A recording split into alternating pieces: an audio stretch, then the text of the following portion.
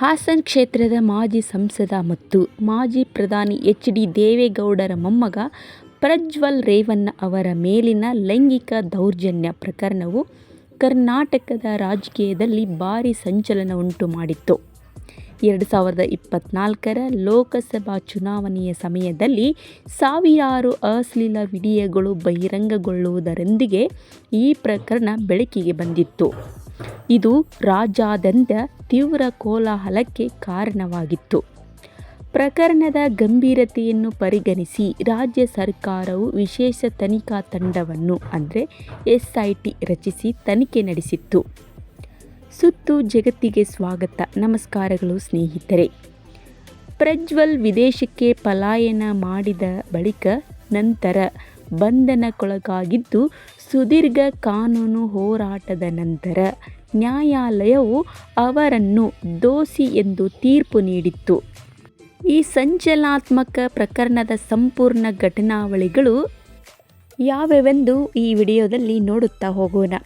April 27, 2024ರ Lok Sabha ಚುನಾವಣೆ ಸಂದರ್ಭದಲ್ಲಿ ಪ್ರಜ್ವಲ್ ರೇವಣ್ಣ ಅವರಿಗೆ ಸಂಬಂಧಿಸಿದೆ ಎನ್ನಲಾದ ಹಲವಾರು ಅಶ್ಲೀಲ ವಿಡಿಯೋಗಳು ಸಾರ್ವಜನಿಕವಾಗಿ ಕಾಣಿಸಿಕೊಂಡವು. ಈ ವಿಡಿಯೋಗಳನ್ನು ಒಳಗೊಂಡ ಪೆನ್ ಡ್ರೈವ್ ಹರಿದಾಡಲು ಪ್ರಾರಂಭಿಸಿದ ನಂತರ ಕರ್ನಾಟಕ ರಾಜ್ಯ ಸರ್ಕಾರವು ಈ ಪ್ರಕರಣದ ತನಿಖೆಗಾಗಿ ವಿಶೇಷ ತನಿಖಾ SIT ತಂಡವನ್ನು ರಚಿಸಿತು. ಅದೇ ದಿನ ಪ್ರಜ್ವಲ್ ರೇವಣ್ಣ ಅವರು ಜರ್ಮನಿಗೆ ಪಲಾಯನ ಮಾಡಿದ್ದರು. ಏಪ್ರಿಲ್ 28, 2024 ಪ್ರಜ್ವಲ್ ಅವರ ಮನೆಯಲ್ಲಿ ಕೆಲಸ ಮಾಡುತ್ತಿದ್ದ ಮಹಿಳೆಯೊಬ್ಬರು ನೀಡಿದ ದೂರಿನ ಅನ್ವಯ ಮಾಜಿ ಸಚಿವ ಎಚ್.ಡಿ.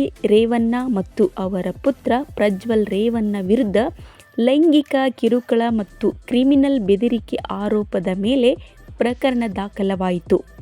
ಈ ಪ್ರಕರಣವನ್ನು ತಕ್ಷಣವೇ SIT ತನಿಖೆಗೆ ವಹಿಸಲಾಯಿತು. ಏಪ್ರಿಲ್ 29, 2024 ದೂರು ನೀಡಿದ ಮಹಿಳೆ ಇದ್ದಕ್ಕಿದ್ದಂತೆ ನಾಪತ್ತೆಯಾಗಿದ್ದು, ಪ್ರಜ್ವಲ್ ಅವರ ಪೋಷಕರ ವಿರುದ್ಧ ಮಹಿಳೆಯನ್ನು ಅಪಹರಿಸಿರುವ ಆರೋಪ ಕೇಳಿಬಂತು. ಏಪ್ರಿಲ್ 30, 2024ರ ಜನತಾದಳ ಜಾತ್ಯತೀತ ಪಕ್ಷವು ಪ್ರಜ್ವಲ್ ರೇವಣ್ಣ ಅವರನ್ನು ಪಕ್ಷದಿಂದ ಅಮಾನತುಗೊಳಿಸಿತು ಮತ್ತು SIT ತನಿಖೆಯನ್ನು ಸ್ವಾಗತಿಸುವುದಾಗಿ ಘೋಷಿಸಿತು. ಮೇ 2, 2024ರ ಪೊಲೀಸರು ಪ್ರಜ್ವಲ್ ರೇವಣ್ಣ ವಿರುದ್ಧ ಅತ್ಯಾಚಾರ ಆರೋಪದ ಮೇಲೆ ಮತ್ತೊಂದು ಪ್ರಕರಣ ದಾಖಲಿಸಿಕೊಂಡರು. ತಲೆಮರೆಸಿಕೊಂಡಿದ್ದ ಅವರನ್ನು ಪತ್ತೆ ಹಚ್ಚಲು ಲುಕ್ ಔಟ್ ನೋಟಿಸ್ ಜಾರಿಗೊಳಿಸಿತ್ತು.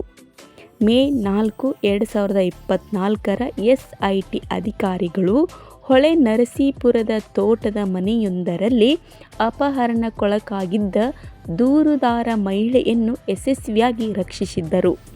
ಮೇ 30, 2024ರ ಸುಮಾರು 1 ತಿಂಗಳ ನಂತರ ಪ್ರಜ್ವಲ್ ರೇವಣ್ಣ ಅವರು ಭಾರತಕ್ಕೆ ಹಿಂದಿರುಗುವ ಪ್ರಕ್ರಿಯೆಯನ್ನು ಆರಂಭಿಸಿದ್ದರು. ಮೇ 31, 2024 ಬೆಂಗಳೂರಿನ ಕೆಂಪೇಗೌಡ ಅಂತಾರಾಷ್ಟ್ರೀಯ ವಿಮಾನ ನಿಲ್ದಾಣಕ್ಕೆ ಬಂದಿಳಿದ ಪ್ರಜ್ವಲ್ ರೇವಣ್ಣ ಅವರನ್ನು SIT ಅಧಿಕಾರಿಗಳು ಬಂಧಿಸಿ ತಮ್ಮ ವಶಕ್ಕೆ ಪಡೆದಿದ್ದರು. ಜೂನ್ 26, 2024 ಮಾಜಿ ಮತ್ತು ಹಾಲಿ ಸಂಸದರು ಹಾಗೂ ಶಾಸಕರ ವಿರುದ್ಧದ ಕ್ರಿಮಿನಲ್ ಪ್ರಕರಣಗಳ ವಿಚಾರಣೆ ನಡೆಸುವ ವಿಶೇಷ ಸೆಷನ್ಸ್ ನ್ಯಾಯಾಲಯವು ಪ್ರಜ್ವಲ್ ರೇವಣ್ಣ ಅವರ ಜಾಮೀನು ಅರ್ಜಿಯನ್ನು ತಿರಸ್ಕರಿಸಿತ್ತು.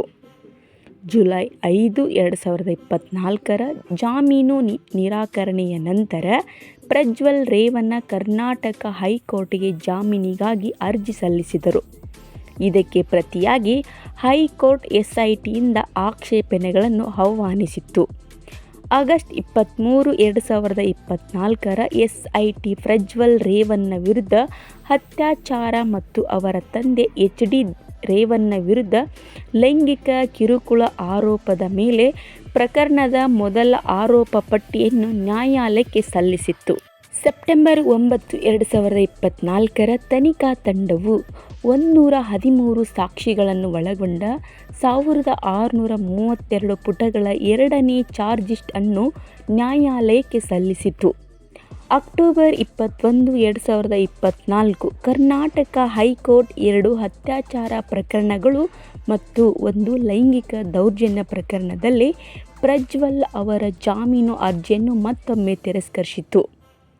ನವೆಂಬರ್ 2, 2024 ಅತ್ಯಾಚಾರಕ್ಕೊಳಗಾದ ಸಂತ್ರಸ್ತೆಯೊಬ್ಬರ ಒಳ ಉಡುಪುಗಳಲ್ಲಿ ಪ್ರಜ್ವಲ್ ರೇವಣ್ಣ ಅವರ DNA ಪತ್ತೆಯಾಗಿರುವುದು ವೈಜ್ಞಾನಿಕವಾಗಿ ದೃಢಪಟ್ಟಿತು. ನವೆಂಬರ್ 11, 2024 ಸುಪ್ರೀಂ ಕೋರ್ಟ್ ಕೂಡ ಪ್ರಜ್ವಲ್ ಅವರ ಜಾಮೀನು ಅರ್ಜಿಯನ್ನು ರದ್ದುಗೊಳಿಸಿತು. ಜಾಮೀನಿನ ಮೇಲೆ ಬಿಡುಗಡೆಯಾದರೆ ಸಾಕ್ಷಿಗಳ ಮೇಲೆ ಪ್ರಭಾವ ಬೀರಿ ವಿಚಾರಣೆಗೆ ಹಾನಿಯುಂಟು ಮಾಡಬಹುದು ಎಂದು ನ್ಯಾಯಾಲಯ ಅಭಿಪ್ರಾಯಪಟ್ಟಿತು. ಜನವರಿ 16, 2025 ಅತ್ಯಾಚಾರ ಪ್ರಕರಣಕ್ಕೆ ಸಂಬಂಧಿಸಿದಂತೆ FSL ವರದಿಯ ಭಾಗವಾಗಿರುವ ಸಂಪೂರ್ಣ ಡಿಜಿಟಲ್ ಡೇಟಾದ ಕ್ಲೋನ್ ಮಾಡಿದ ಪ್ರತಿಯನ್ನು ನೀಡುವಂತೆ ಕೋರಿ ಪ್ರಜ್ವಲ್ ಸಲ್ಲಿಸಿದ್ದ ಅರ್ಜಿಯನ್ನು ಹೈಕೋರ್ಟ್ ತಿರಸ್ಕರಿಸಿತು. ಮೇ 1, 2025 ಪ್ರಜ್ವಲ್ ಅವರಿಗೆ ಹೊಸ ವಕೀಲರನ್ನು ನೇಮಿಸಲು ಸಾಕಷ್ಟು ಸಮಯ ನೀಡುವವರೆಗೆ ಅತ್ಯಾಚಾರ ಪ್ರಕರಣಗಳ ವಿಚಾರಣೆಯನ್ನು ಮುಂದೂಡಬೇಕೆಂದು ಅವರ ತಾಯಿ ಭವಾನಿ ರೇವಣ್ಣ ಸಲ್ಲಿಸಿದ್ದ ಅರ್ಜಿಯನ್ನು ಹೈಕೋರ್ಟ್ ವಜಾಗೊಳಿಸಿತ್ತು. ಮೇ 2, 2025 ಮಾಜಿ ಮನೆ ಕೆಲಸದಾಕೆ ಪ್ರಜ್ವಲ್ ವಿರುದ್ಧ ದಾಖಲಿಸಿದ್ದ ಅತ್ಯಾಚಾರ ಪ್ರಕರಣದ ವಿಚಾರಣೆಯು ವಿಶೇಷ ಸೆಷನ್ಸ್ ನ್ಯಾಯಾಲಯದಲ್ಲಿ ಆರಂಭವಾಗಿತ್ತು.